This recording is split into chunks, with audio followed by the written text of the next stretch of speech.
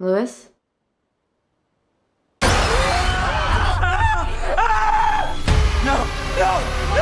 wait. What? He was smiling at me.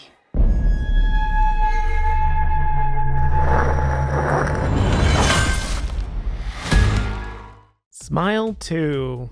Well, I did go see it after my video last week where I gave the original film a new ending and described my issues with the first and how it could have expanded and been a little better. Go watch that, I worked really hard on it. So I knew the sequel would be interesting, but at the very least, with an increased budget, it had to be something. So I was curious if the film would dive a bit more into the metaphor of the monster and stick with those themes, or if the director Parker Finn had learned anything poignant about from his directorial debut. And well, now that I saw it, I can safely say that no, he is not. Oh, if anything, he learned how to lean just a bit more into intentional comedy with some scenes and details that are very much comedically over the top. But the same issues from the first movie pervade throughout this sequel, mostly including an over-reliance on obvious jump scares, plenty of missed opportunities, the weird idea of switching to CG instead of practical effects later on, bizarre, and just a terrible ending. This film even changes the rules of the entity too, in the most frustrating of ways. Changing rules is always frustrating, but this is just bad. It's even more upsetting because the first half of this film is very solid. It's got some great shots, some interesting scenes, some very funny moments and creepy bits, along with the setup of a genuinely interesting backstory and new trauma and coping mechanisms to explore. But then it quite literally throws all of that away in the second half in favor of annoying jump scares, extremely dumb ideas, and using the most overused and hated twist trope ever used in media. I can't list it here because spoilers, but you definitely know what it is. And it also kind of is the exact same twist from the first as well. There's 2 twists it reuses. Great. Ugh. You think the movie might be subverting expectations, but nope, it's all a fake out. I hate it so much. The movie plays out exactly like you think it will, whenever you think it will. And oh Jesus, that annoys me. So what is this movie even about, and why did it have such promise? Smile 2 takes place essentially 2 weeks after the ending to the first film, following a pop star named Skye Riley about to go on tour after a year off due to substance abuse problems and a car accident. When she gets the smile curse passed to her, she must race to figure out what the monster is and how to get rid of it before her time is up.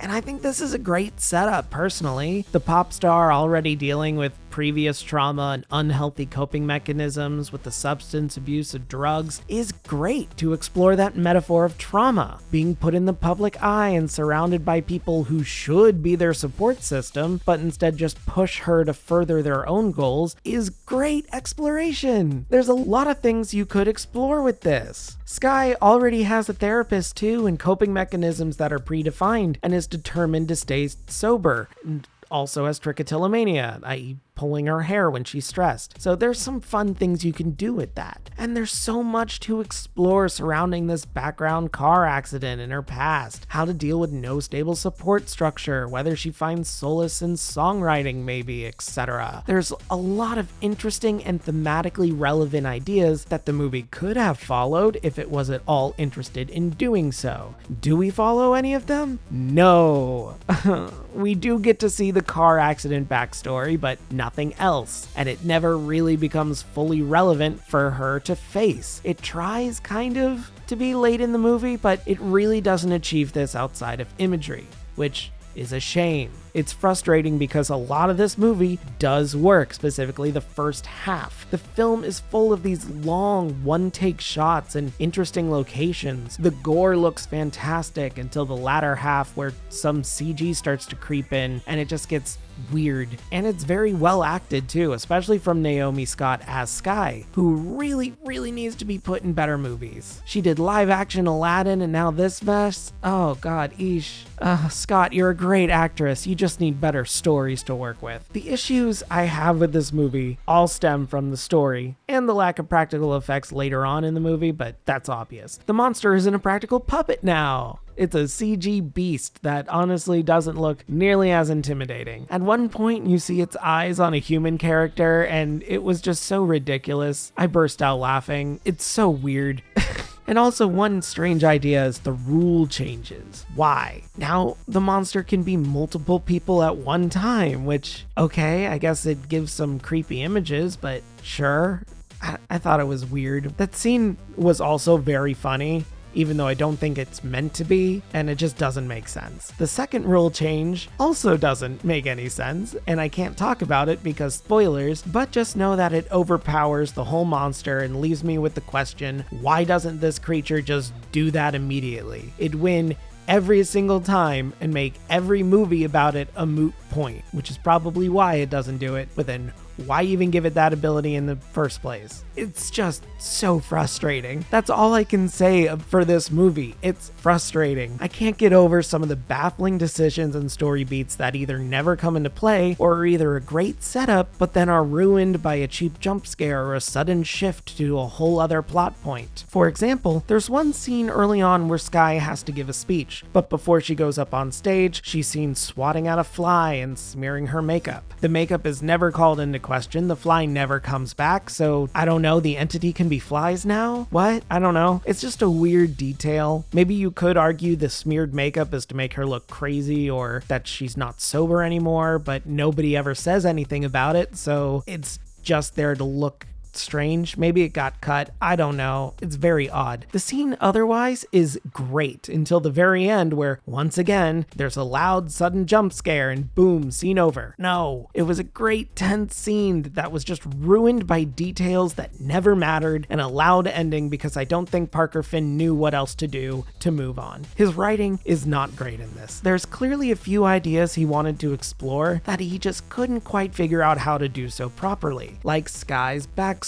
They explain the bare bones of it, but it's never brought up or talked about as well as Rose's was from the first. We kind of just see the backstory and that's it. Parker, buddy, can I call you Parker? Please get some more writers to help you with these ideas. I can tell you want to explore something deeper, but you're having trouble figuring out how to do that effectively. That's fine. Just maybe let's talk to a therapist or two about coping mechanisms, and please get some more eyes on these scripts. This needed so much rewriting. Oh my god. Also, because the setting is so different, why don't we get a little more experimental and make this a full-on horror musical? That'd be fun. Skye is a pop star. There's something to explore with the idea of music therapy. Maybe Skye can calm herself down through music. There's actually 2 song and dance numbers in this. They're not full song and dance numbers, but they're long enough, and one slow piano bit that's also very short, but none of them really last very long and don't feel very intrusive because it fits with the theme. She's a pop star doing rehearsals for a tour. It makes sense to have them there. I feel like it needed just a few more, maybe 2 more, make it a nice round 4 or 5. That'd be great. I think that'd be really cool and fun. But otherwise, this movie just doesn't know what it wants to be. So it became more of the same as the first, but with a bigger budget. It has the same tired jump scares, literally the same twists. And in trying to go bigger, it actually reclused into itself and became just stale. There's nothing in this movie for you that you can't get with another film right now. If you want gore and comedy, go see Terrifier 3, for example. The one-take shots are nice and the acting is solid, but that's really all I can say. So, if I were to make this better, I'd need to rewrite a lot of these scenes, including the entire back half, or at least the final third of this movie. The first half is pretty good and has a lot of really, really nice setups, including an interesting bedroom bit that's also ruined with a jump scare at the end. Scenes don't need to end with jump scare. You can have something poignant and let it sit there. You don't need to have a loud noise and then move on. Come on, have some nuance here. You can let things sit. sit and marinate and be uncomfortable. You don't need to top it off with a loud jump scare that everyone sees coming. Ugh. Also, there's a really weird bit where there's a lot of cuts between the smile entity going from a normal face to a smiling face in a lot of scenes. It's very weird and very, very jarring, and it doesn't look scary. It's just very strange to see. I don't know why that was an idea that showed up multiple times throughout this movie, but I'd cut that immediately. It was bad. So that's what I would change. I don't think there's any redemption for this movie otherwise. I genuinely don't understand why critics and audiences are liking this movie so much. On one hand, it is a step up from the first in scope and scale, but on the other, it is a major step down and an obvious retread of ideas we've already seen in the first. So I'm sorry, I can't recommend this movie. If you want to see it, just watch the first one. There's nothing good in here for you besides the acting and maybe one or two gorier looking kills, and that's it. There's nothing else here. So, this is definitely a skip. Also, give my video where I dive into giving Smile a better ending. It's my directorial debut, so please give that a watch and comment on it. Ultimately though, Smile 2 gets a 5 out of 10 from me. Hey guys, thanks for sticking around for another one. I really wanted to like this movie. I wanted it to be so much more than what it was. Maybe that affected my score a little bit, but I am just so frustrated with how this movie retread all of these old ideas. I don't know why critics and audiences are just so accepting for more of the same thing. It's not even done better. It's done pretty much in the exact same way. So I don't know why that needs to be a thing. Plus, why did we get rid of the practical effects for CG? No, don't ever do that. CG is for when you're trying to do something that physically cannot be done, but they've shown that they can do this physically. So it's weird that they didn't do a practical effect and then maybe just touch it up with some CG here, like erasing puppeteers or something. Just why? I don't get that. And I feel like audiences are being way too forgiving with that. That is a big no-no for monster films, especially like this. I don't know. It kind of bugs me that more people aren't frustrated with how this movie went, but I'm talking to people who have seen it and they say, yeah, that is weird. I don't like how this happened, but I don't know. I did see another video that someone posted where the scariest thing out of Smile 2 was just how much water Naomi Scott had to chug throughout the film, which is very funny. It's like every other scene, she's downing almost an entire bottle of water. That's never really brought up. They explain why she does it. It's never brought up. I figured maybe they might do something where they replace the water bottle with alcohol so that she does break sobriety or something, but they never do that. So I don't know what they were thinking with this movie. This movie needed so many more rewrites. Oh, just a mess. I'm probably not going to do a video where I rewrite a good chunk of this movie because there's just so much to fix. I'm not even gonna bother. Please do not make a Smile 3 if you're not going to dive into trauma and metaphor and all the themes surrounding that. It desperately needs it. You cannot do another Smile movie and just give us more of the same. Please, no. I know this is making a ton of money and we'll probably have a third one greenlit. Please, I will not see it if it does not focus on the metaphors. God.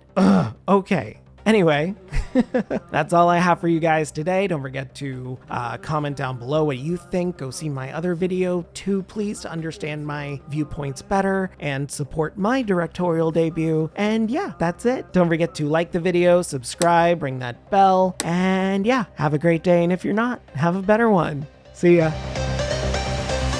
I'm just a ghost in your stereo. The fading memory of a shipwreck in the undertow. You're just a lost soul. And I'm just a ghost in your stereo.